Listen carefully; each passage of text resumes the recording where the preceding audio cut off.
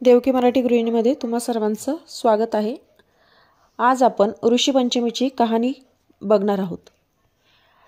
ऐका ऋषीश्वरांनो, तुमची कहाणी। आटपाट नगर होतं। तिथे एक ब्राह्मण होता। तो आपला शेती भाती करून सुखानं नांदत होता। एके दिवशी त्याची बायको शिवेनाशी झाली। विटाळ तसाच घरात कालवला। त्या दोषानं काय झालं, तिचा नवरा पुढच्या जन्मी बैल झाला। त्या बाईला आपला कुत्रीचा जन्म आला।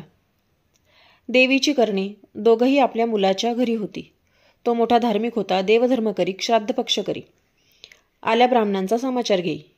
एके दिवशी त्याच्या घरी श्राद्ध आलं। बायकोला सांगितलं, आज माझ्या आईचं श्राद्ध आहे।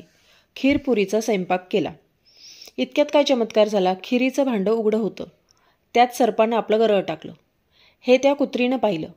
मनात विचार केला, ब्राह्मण खीर खातील आणि मरून जातील, मुलाला ब्रह्महत्येचं पाप लागेल म्हणून उठली, पटकन खिरीच्या पातेल्याला शिवली। ब्राह्मणाच्या बायकोला राग आला। तिनं जळतं कोलीत घेतलं आणि कुत्रीच्या कमरेत मारलं। तो स्वयंपाक टाकून दिला। पुन्हा स्वयंपाक केला। ब्राह्मणांना जेवू घातलं, कुत्रीला उष्टमाष्ट देखील घातलं नाही। सारा दिवस उपास पडला। रात्र झाली तेव्हा ती आपल्या नवऱ्याजवळ म्हणजे बैलाजवळ गेली आणि आक्रोश करून रडू लागली। बैलानं तिला कारण विचारलं, तशी म्हणाली, मी उपाशी आहे, आज मला अन्न नाही, पाणी नाही। खिरीच्या पातेल्यात सर्पानं गरळ टाकलं, ते माझ्या दृष्टीस पडलं। ब्राह्मण मरतील म्हणून मी पातेल्यात जाऊन शिवले। माझ्या सुनेला राग आला, तिनं जळगं कोलीत घेऊन माझी कंबर मोडली। माझं सारं अंग दुखत आहे, ह्याला मी काय करू? बैलानं तिला उत्तर दिलं, तू आदल्या जन्मी विटाळशीचा विटाळ घरात कालवलास, त्याचा संपर्क मला झाला, त्या दोषानं मी बैल झालो।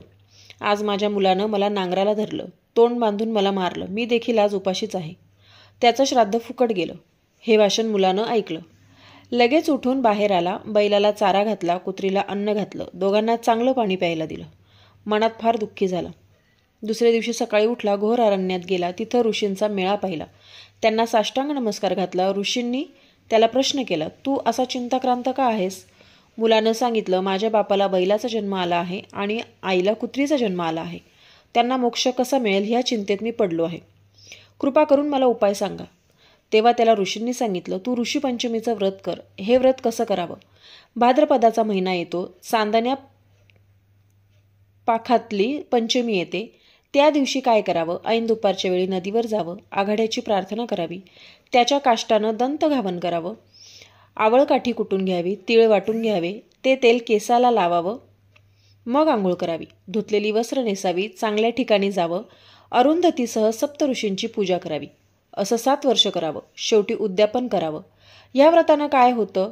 रजस्वला दोष नाहीसा होतो, पापापासून मुक्तता होते, नाना तीर्थाच्या स्नानाचं पुण्य लागतं, नाना प्रकारच्या दानाचं पुण्य लागतं, मनी इच्छिलं कार्य होतं। मुलाने ते व्रत केलं, त्याचं पुण्य आईबापांना दिलं। त्या पुण्यानं काय झालं? रजोदोष नाहीसा झाला, आकाशातून विमान उतरलं, बैल होता तो सुंदर पुरुष झाला, कुत्री होती ती सुंदर स्त्री झाली, दोघं विमानात बसून स्वर्गास गेली। मुलाचा हेतू पूर्ण झाला।